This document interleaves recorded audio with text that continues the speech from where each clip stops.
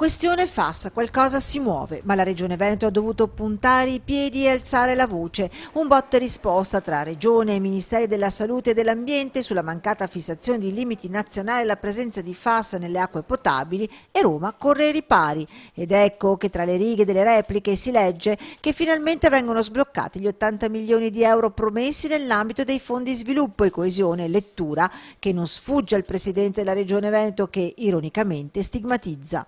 Intanto adesso sono ricomparsi gli 80 milioni, fino a qualche giorno prima ci dicevano che non potevano erogarli perché non avevamo i progetti. Noi dicevamo guardate che non è così. Finanziamenti che sono un toccasana per costruire quelle tubature di acquedotto che possono portare l'acqua buona delle falde del Brenta alla centrale di Lonigo, via Vicenza o via Monselice Montagnana, per la sostituzione dei pozzi e pure per filtri a carboni attivi costosi e che vanno sostituiti periodicamente.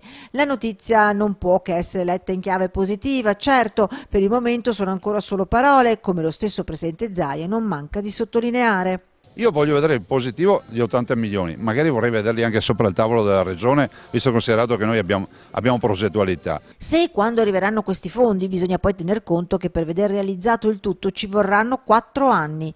Recepita la notizia degli 80 milioni di euro rimane la questione della fissazione dei limiti della presenza dei FAS nell'acqua potabile e qui il Presidente Zaia non usa mezzi termini. Abbiamo chiesto non dico per anni, ma per 1 anno e mezzo con più lettere di poter abbassare i limiti. Ci hanno sempre detto di no, che non si poteva. Adesso c'è questa grande novità che possiamo in autonomia fissarli e daremo una dimostrazione in settimana di come si fissano i limiti.